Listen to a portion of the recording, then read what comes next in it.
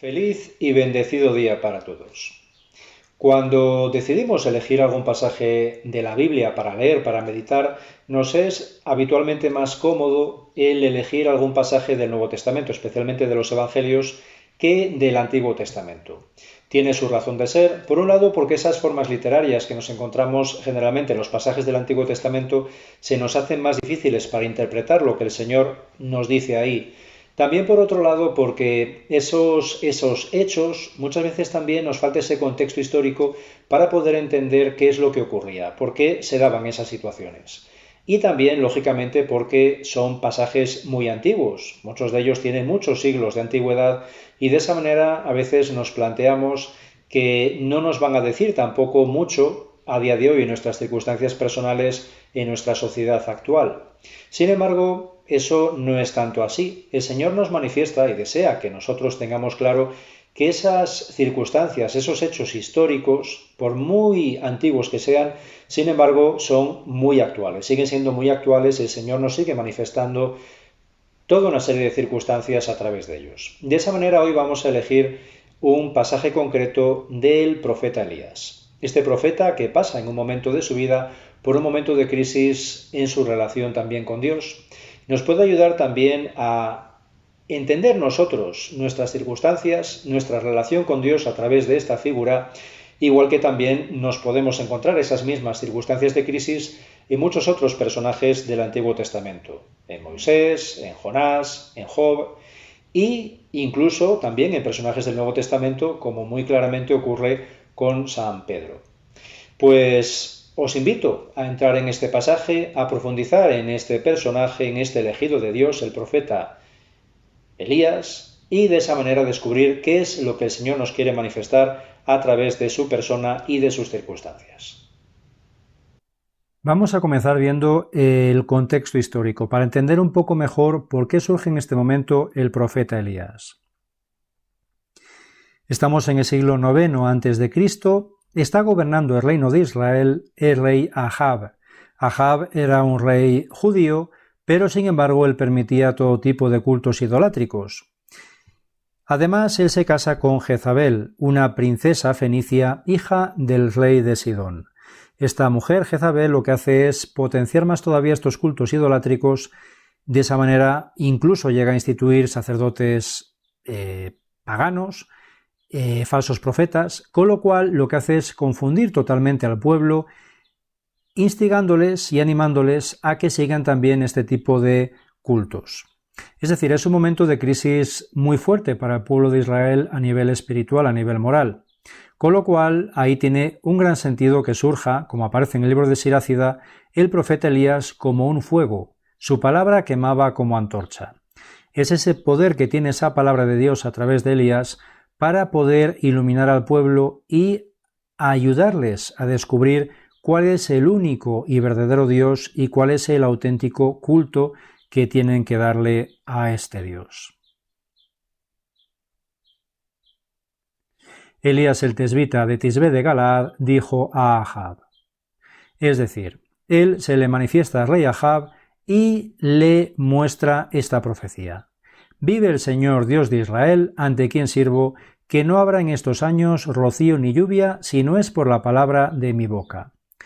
Le profetiza que va a haber una terrible sequía, que no va a caer una sola gota de agua en el reino de Israel. Esta sequía al final durará 3 años y 6 meses. Evidentemente, ante este mal augurio, él tiene que huir porque Ahab evidentemente ve que esto es consecuencia de Elías. Dios le manifiesta entonces a Elías que vaya a un torrente que se encuentra en el desierto, cuyas aguas van a parar al río Jordán, que beba de esas aguas y que le alimentarán los cuervos, que los cuervos le llevarán la comida que necesite. Él se mantendrá en ese lugar durante un cierto tiempo, luego le ocurrirán otras circunstancias, hasta que pasados estos años Dios le manifiesta que vuelva a hablar con el rey Ahab y le haga un desafío, lleva a cabo este desafío, que es que le plantea al rey Ahab que esos 450 falsos profetas de Jezabel, adoradores de Baal, que como decía el Señor comen a la mesa de Jezabel, que suban al monte Carmelo, que lleven a cabo un sacrificio ritual que Elías llevará a cabo otro sacrificio y ahí se manifestará cuál es el auténtico profeta y cuál es el único y verdadero Dios. En este momento había estos 450 falsos profetas y por parte de Dios el único profeta que aún sobrevivía era Elías. El resto habían sido exterminados a manos de Jezabel. Pues evidentemente se lleva a cabo este ritual, el sacrificio de los falsos profetas, no pasa nada, no hay forma de que eso arda, y sin embargo, en cuanto Elías invoca al Señor, inmediatamente surge este fuego que consume el sacrificio en un instante, y en ese momento es cuando el pueblo cae rostro en tierra alabando a Dios, porque han comprobado claramente que Elías es el único auténtico profeta y solo hay un Dios, el Dios de Israel. Es en ese momento cuando termina también esa sequía. El pueblo ha sido bendecido por esa gracia divina, el pueblo ha sido purificado y al mismo tiempo también reciben esa bendición del agua. Bueno, pues hasta este momento todo es maravilloso, se manifiesta claramente ese poder de Dios, esa voluntad divina, pero esto no va a durar mucho, porque en cuanto Ahab va a ver a su esposa y le manifiesta lo que ha ocurrido, Jezabel envía un mensajero a Elías para decirle: que los dioses me castiguen si mañana a estas horas no he hecho con tu vida como has hecho tú con la vida de uno de estos. Es decir, le amenaza de muerte, evidentemente él sabe que no tiene vía de escape, estamos hablando de esta poderosa mujer y malvada mujer, con lo cual él asume ya su fin. Él tuvo miedo, se levantó y se fue para salvar su vida. Es decir, Elías entra en crisis, no entra solo en crisis por el hecho de que vea que su vida peligra, sino por esa sensación que a todos también nos puede ocurrir de que a veces parece que el mal siempre supera al bien, que por mucho que se haga, mucho que se esfuerce uno por hacer las cosas bien, por tratar de hacer la voluntad de Dios, a veces parece que el mal siempre sigue estando ahí y que es imposible de erradicar. Es un poco lo que le pasa también a Elías, esta sensación de fracaso, de sentir que él no es capaz de llevar a cabo la misión, que por mucho que se esfuerce, siempre se le va de las manos la situación.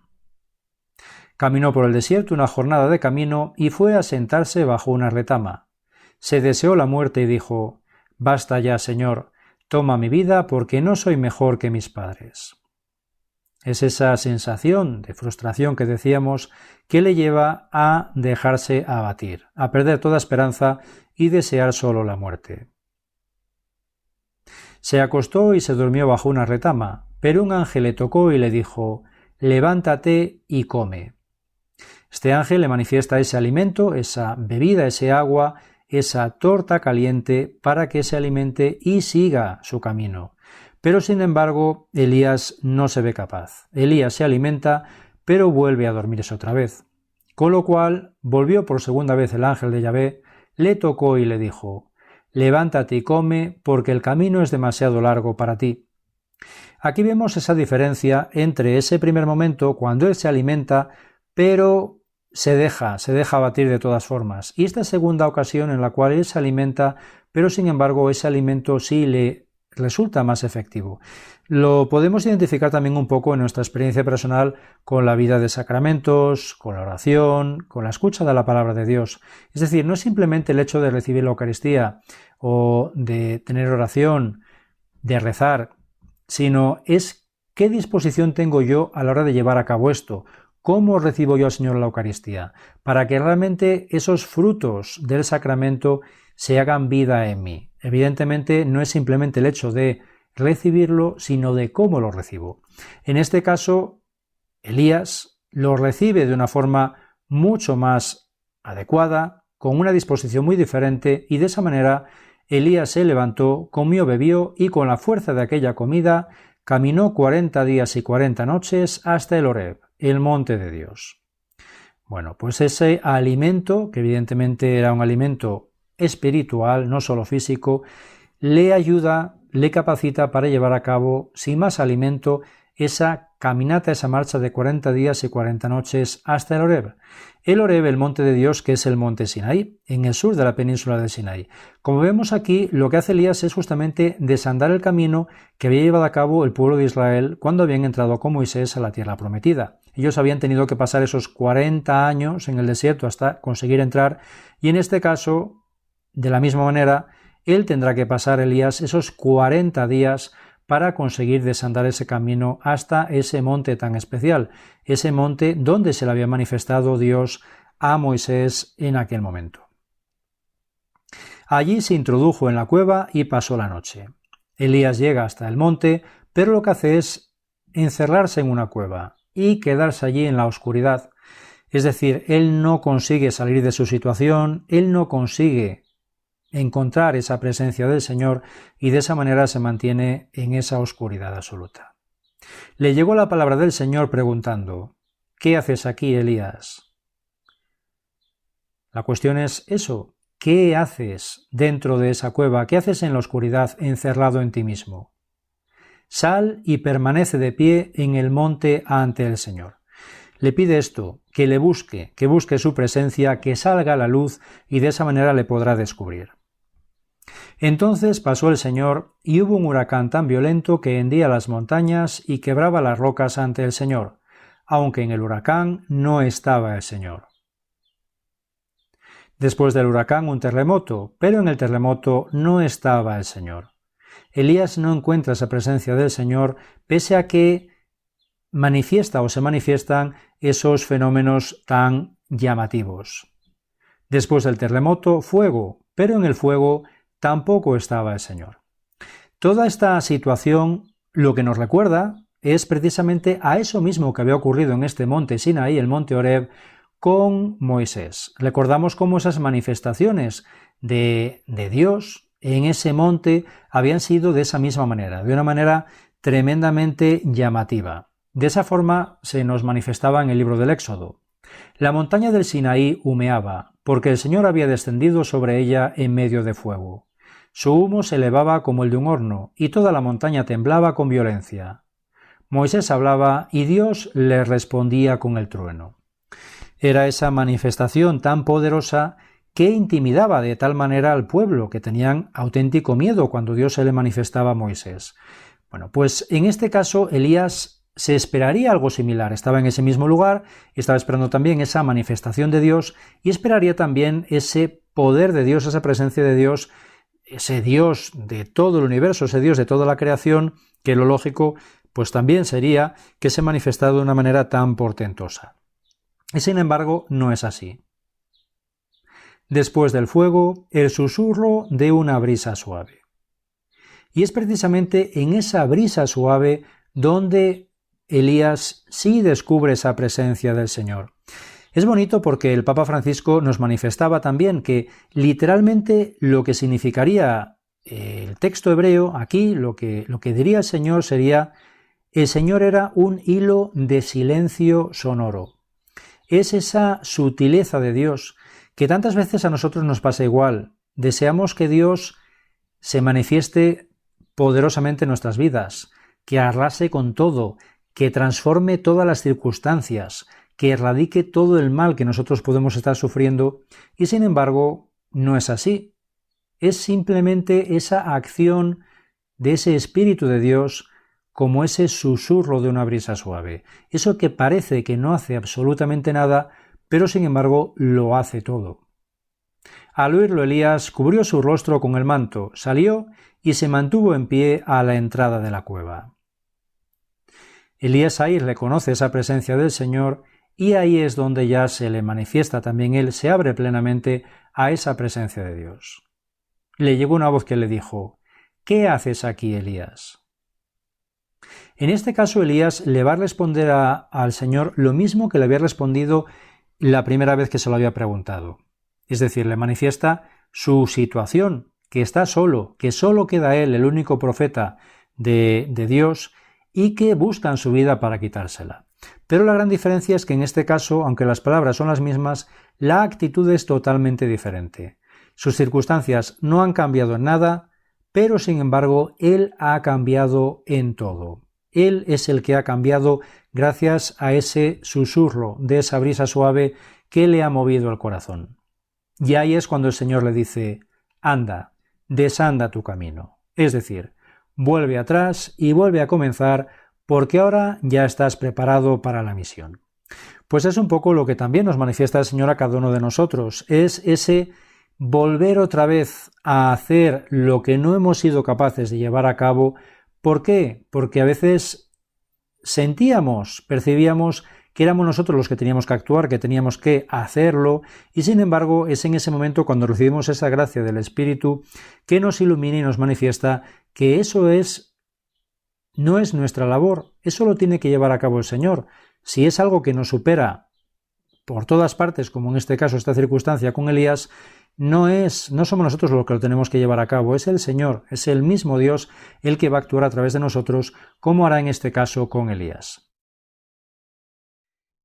Es esa sensación que podemos tener también todos de que somos como esa gota de agua en un océano, o que lo que yo puedo llevar a cabo es nada, es simplemente eso, esa ínfima gotita de agua dentro de la inmensidad de todo lo que creo que debería de llevar a cabo. Pero sin embargo el Señor lo que me pide es eso, que reconozca, que sea consciente de mi incapacidad, que soy solo como esa pequeña gota de agua. El Señor me conoce, el Señor no me va a pedir que yo sea un océano, Él sabe que no he sido creado así, simplemente Él desea que yo sea esa gota y que esa gota se ponga en las manos a disposición del Señor. Era como también nos decía la Madre Santa Teresa de Calcuta: a veces sentimos que lo que hacemos es tan solo una gota en el mar, pero el mar sería menos si le faltara una gota. Es lo que nos manifestaba también esta gran santa de la Iglesia dentro de esa humildad que ella tenía y gracias a la cual también llevó a cabo esa ingente misión dentro de nuestra Iglesia. Vamos a ver ahora qué nos manifiestan el Señor y la Santísima Virgen en Prado Nuevo en relación a este tema que estamos viendo vinculado con el pasaje de Elías, es decir, ese tener miedo o sentir esa impotencia ante lo que debemos de llevar a cabo. Así nos decía el Señor a través de Amparo el 11 de diciembre del año 81. No tengas miedo del enemigo, date cuenta que soy tu rey, no temas a los enemigos. Y le continuaba diciendo: no temas, te sabré defender. Quiero que seas muy pequeña con la humildad, la sencillez, la plenitud en la obediencia. Es el aguinaldo que te voy a pedir, que seas humilde. Es de la única forma que se puede salvar uno, con la humildad. Aquí nos insiste el Señor en la importancia de la humildad, en reconocernos como somos, muy limitados, para de esa manera abrirnos a esa gracia de Dios, pedirle su ayuda y ser capaces de llevar a cabo esa misión, esas misiones que para nosotros tan a menudo son imposibles, pero sin embargo para Dios evidentemente no hay nada imposible. Él solo necesita que nos pongamos en sus manos para que Él pueda actuar a través de nosotros, como fieles instrumentos suyos. Y seguía diciendo el Señor el 7 de marzo del año 87. No tengas miedo, hija mía, a nada ni a nadie. Yo soy tu fortaleza y tu debilidad. Tu fortaleza para poder con todo, y tu debilidad para amar a todos, hija mía. Húndete en mi corazón, que mi corazón será tu refugio. Me agrada, hija mía, que en medio de tu sufrimiento y de tu dolor tengas esa alegría. También me agrada que enseñes a las almas a amar a la Iglesia. Enséñales y diles que soy el camino, la verdad y la vida, y que me quedé escondido en el sagrario para darles alimento y para saciar su sed. Igualmente nos sigue manifestando ese reconocimiento que tenemos que tener hacia Dios, la necesidad que tenemos de Él, y es también bonito ver cómo al final nos manifiesta esto que veíamos también en ese pasaje del profeta Elías. Él es nuestro alimento y Él es el que puede saciar nuestra sed. Igual que el profeta Elías recibió ese alimento espiritual, esa bebida espirituales para poder llevar a cabo el camino y cumplir con la misión, nosotros igualmente tenemos a nuestra disposición esos alimentos espirituales, que son los sacramentos. Pero recordamos lo mismo, qué importante es cómo recibimos esos sacramentos, qué disposición tenemos hacia ello, igual que le ocurría al profeta Elías. Porque en la medida que yo reciba esos sacramentos, reciba al Señor de la manera más adecuada, con la mayor dignidad, en esa medida nosotros también recibiremos esa fuerza y esa gracia del Señor a través de sus sacramentos. Pues solo me queda ya invitaros a que abráis vuestras Biblias, como siempre, y que busquemos ahí ese capítulo 19 del primer libro de Reyes para ver qué nos manifiesta cada uno el Señor a través de esa circunstancia, de esa situación del profeta Elías. ¿Qué es lo que nos manifiesta cada uno en esa circunstancia, pero aplicada a nuestras circunstancias personales? Que tengáis todos un muy feliz y bendecido día.